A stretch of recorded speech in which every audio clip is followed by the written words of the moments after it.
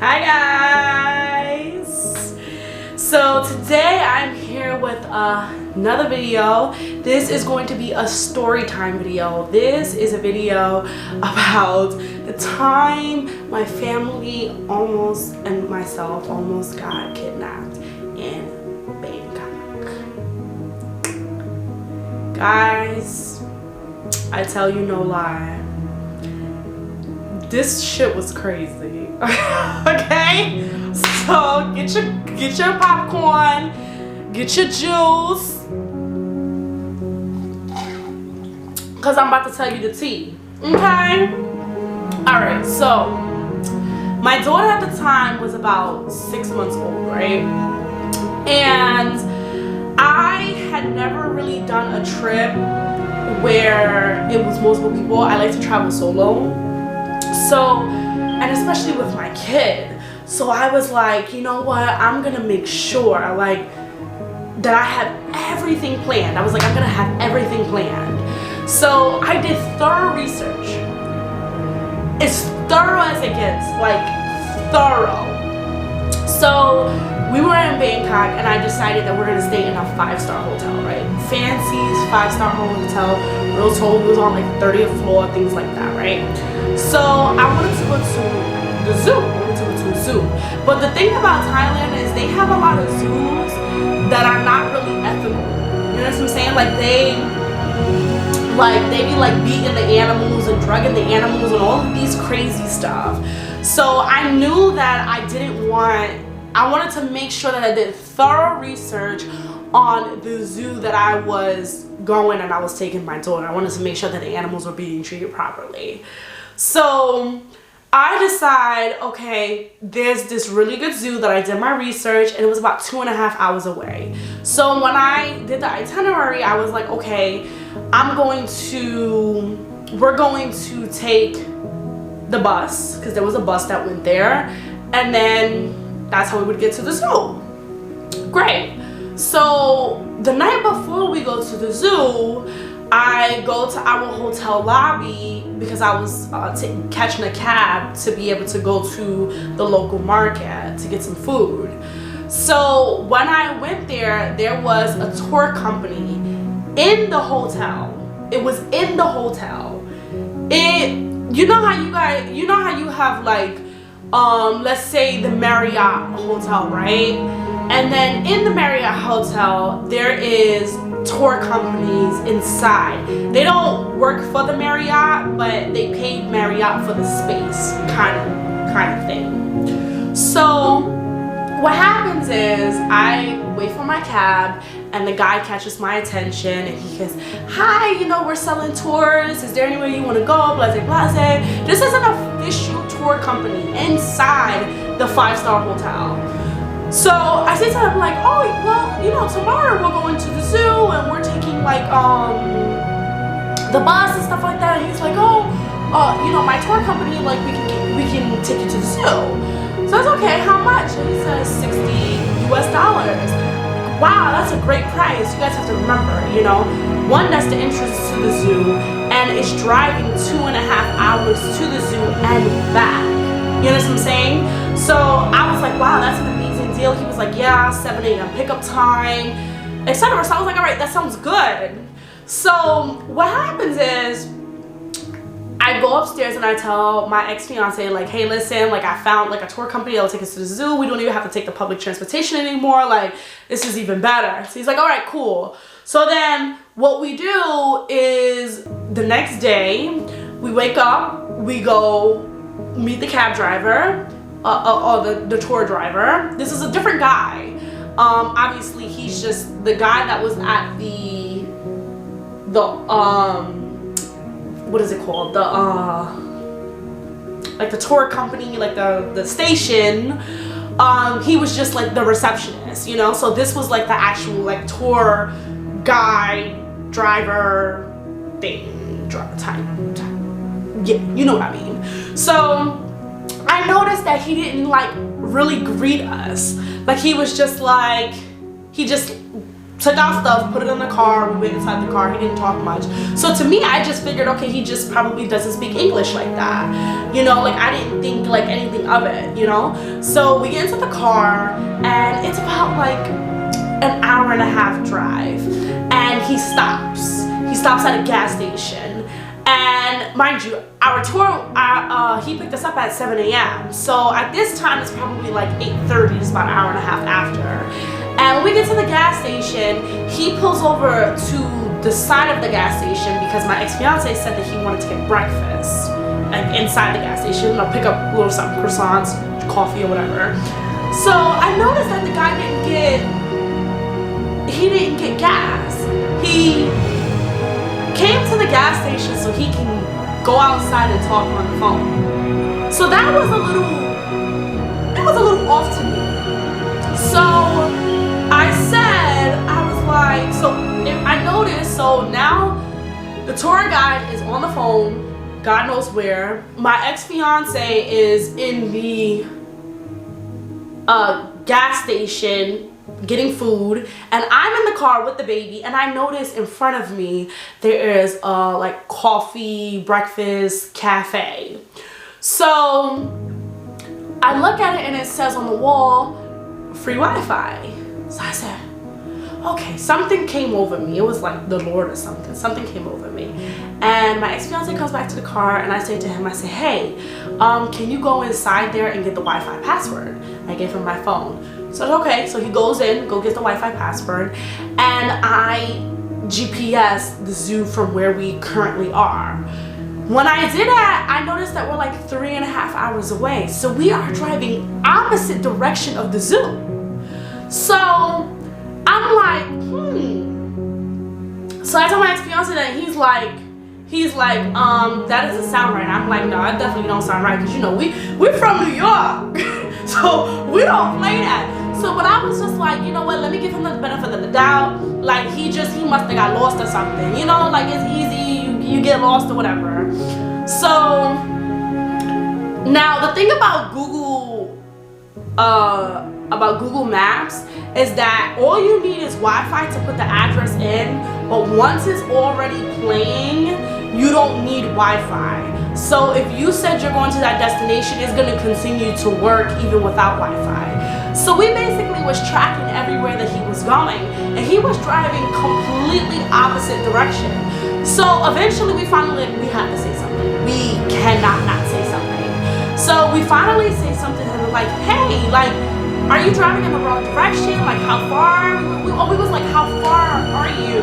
Can you put on your GPS? So he acted like he didn't speak English. And I was just like,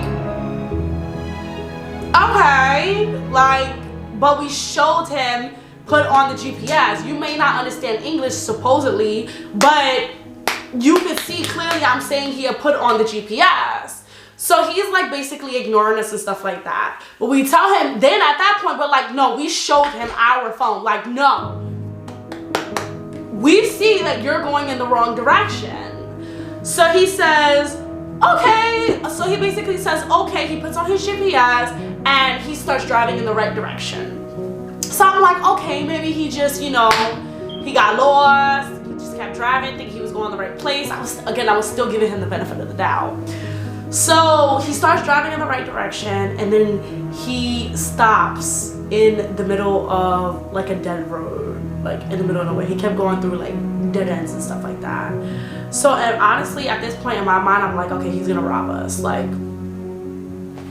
that's what's gonna happen. Like, I'm expecting him to rob us. And he didn't. He got out of the car, got back on his phone, then came back in the car. When he came back in the car, he started driving like 100 miles per hour. Guys, I was holding on to my daughter for life. Like, I was like, with my 6-month-old small tiny baby, like I'm holding on to her for dear life, guys. Like, I'm like, what is happening? What the fuck is happening? So I said to him, I said to my ex-fiance, I was like, he's not robbing us.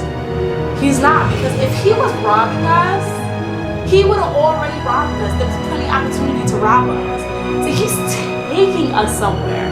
This man has a destination that he is taking us. The sus, on the phone, off the phone, on the phone, getting out the car to talk on the phone numerous of times. There is somebody behind that line that he is taking us to. At this point, we're like, we can't cut off the GPS. We can't cut off the GPS because we need to know what direction he's getting into. And we don't have Wi-Fi to put in the new GPS. We just knew he was going the opposite direction, but we didn't know how far we were from like the hotel. So I look at my ex-fiance and I'm like, I don't feel comfortable. I was like, some shit is going down. He's taking us somewhere. We about to end up in somebody's basement. They about to sacrifice our daughter. I'm about to be raped. Something's about to happen. So we need to make a decision now, a quick fight and flight decision before we end up in somebody's basement. So we decide, all right. So my ex-fiance goes, okay, you hold the baby tight and I'm going to punch him in the face, knock him out, get him, we're gonna push him out of the car and I'm gonna take over the wheel. So I'm like, cool. We about to fuck him up. Like that's just what it is. Like he's about to just catch these hands because I'm not ending up in nobody's basement. No, in a country that I have no idea about. Like I don't even know this country. Nobody knows where the fuck I am. I was just like, no, this is not happening. Like, are you kidding me? This is not happening. So he gets ready to like hit him, and I'm like, wait. I'm like, before we go knocking people out, let me try something. So I hold the baby and I'm like, can you stop the car? Because he's going like 100 miles per hour now. So I'm like, can you stop the car? Can you take me somewhere to change her diaper? Can you take me somewhere to change her diaper?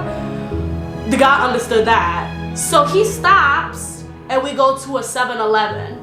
And when we get to the 7-Eleven, basically what happens is here's where the language barrier comes. I'm talking to the manager at the 7-Eleven. There's two girls there and I'm like, this guy is trying to kidnap us. We're in danger, da da da. Her face is like blank. She has no idea what I'm saying. So I'm like, oh my God, like we're gonna fucking die. Like, what's happening? But I just know we was not getting back in that car. Even if we stood in 7-Eleven the whole weekend, I was not getting back in that car. So I finally say to her like, oh, can I have your phone so I can do Google Translation? So we go to do Google Translation and then she got the message like, oh, 911, shit is going down. So he realizes that we in 7-Eleven too long, so he comes out of the car. So she, by the way, she calls my hotel, my hotel, the real hotel. She calls the hotel and she's talking to them and then the guy comes out of the car and he is like, come back in the car. And I'm like, I'm not getting back in that car. Guys, can you imagine? Okay, I get back in that car and something happened to me. Y'all gonna be reading that on Facebook like, why would she get back in that car? Knowing her ass was in danger, why would she get back in the car? You know what I'm saying? I wasn't trying to do that to y'all. I was not trying to have y'all read a story like that. Like, sis got out and she went back in the car. Why would she do that? So I was not going down like that. So I was like, absolutely not. I'm not going back in your car, sir. Like, you can keep the stroller, go. I'm not going back in that car, period. So what happens is he puts some woman on the phone, right? The manager of the hotel. So I'm on the phone with her. She's like, oh, it's a misunderstanding. Just get back in the car. He's gonna take you to the zoo. Da da da da. Mind you, the 7-Eleven manager is on the phone with the real hotel manager. So I'm like, no, ma'am. You could tell him to leave. I'm not getting back in that car with him. Period. So eventually he gives up and he leaves. Now, I'm on the phone. Now, I asked the 7-Eleven lady to GPS where I was in that 7-Eleven to the hotel. Guys, we was 4 hours away. 4 hours, that's how the opposite direction he was driving to the hotel. Not even close to the zoo. I couldn't believe it. I was like, guys, can you imagine if I didn't say to my ex-fiance, yo, get that Wi-Fi password. I just want to see where we are, because it felt like we was driving a long time. I could not believe it, guys. I was furious. I started crying. I was like, oh my God, we would have ended up in his basement. They would have raped us. They would have killed us. They would have abused us as slaves. Like, I was freaking out. I had to calm down. I was like, guys, calm down. You ain't gonna go like that because you know you're a mom and this is your baby. Like, I'm like, they're gonna sacrifice the baby. It's not funny, but it's funny when I look back at it. But I was just like, I was so upset. I was not going anywhere. So then the hotel says to me, oh, we'll send you another cab. I said, no. You will not send me another. No, I absolutely did not trust them to send me another cab. Guys, I was not with it. I was like, I cannot be in this horrible movie. I'm just like, I'm not doing it. So I wound up telling the ladies at 7-Eleven, like, hey, like, can we find a local cab here? So we wind up finding a local cab in the area who was not affiliated at all with the hotel or anything like that, because clearly I can't trust my own 5-star hotel to, you know, give me a cab. So by the way, we were like 4 hours away now from the hotel. So we finally get back all the way to the hotel. And when we get to the hotel, you have the manager outside of the tour company, and then you have the guy. So remember, guys, there was the guy the night before is the one who booked the hotel, whatever. Not the hotel. Sorry, guys, I'm losing my train of thought.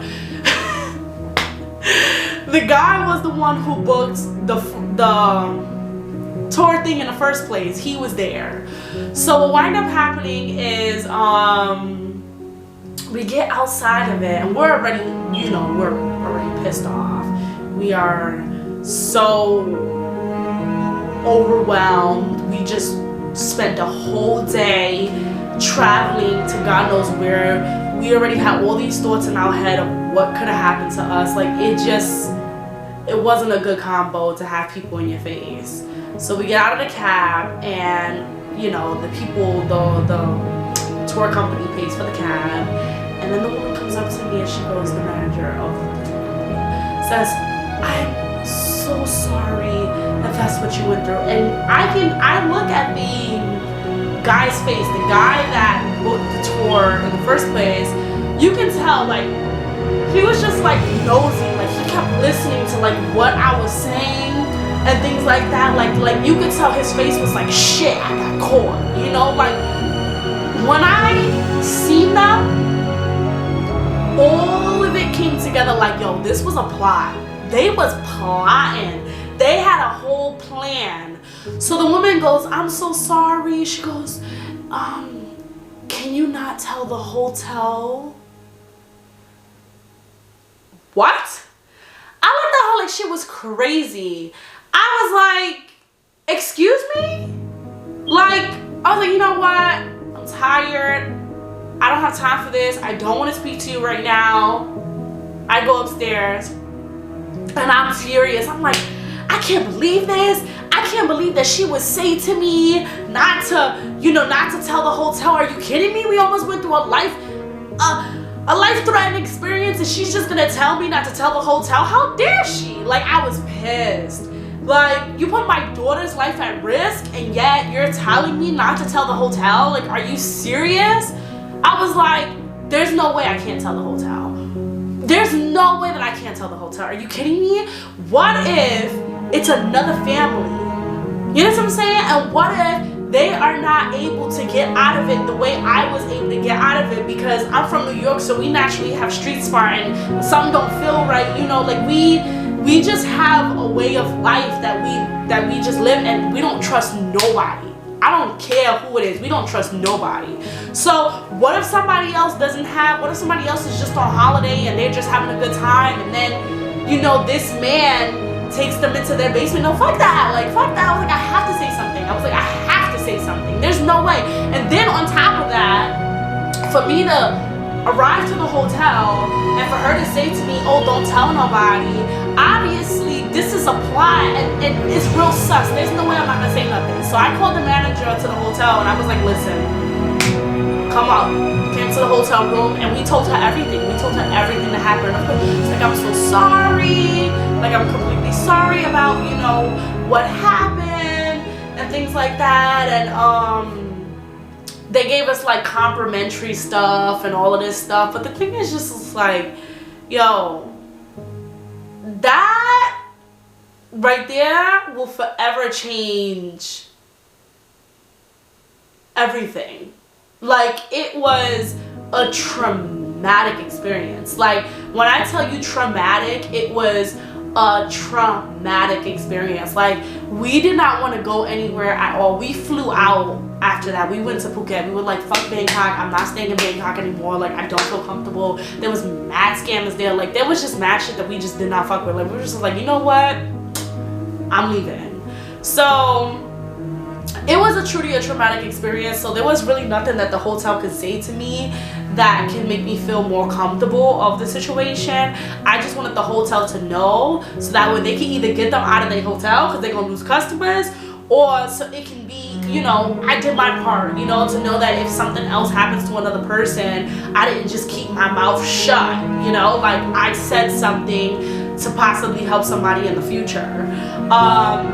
It was honestly a traumatic experience. Like, that shit woke me up, because I honestly, like, don't really, I never went through that. And it was just like, I never went through that while traveling, and of course it had to happen when I was with my whole family. It had to. Like, I was just like, are you serious? Like, really? So, thank God Saya won't remember it, because she was 6 months at the time. And, you know, you can't, at the end of the day, even when you go through things, it can happen here in New York, it can happen anywhere. So even when you go through things, you cannot let it discourage you from traveling. You cannot let it discourage you from being the person that you are. And you just cannot let it discourage you, especially as a traveler, because you're going to always go through things, and it can happen anywhere. But yeah, guys, that is my story time. Like, comment, subscribe, and I will see you guys in the next video. Bye.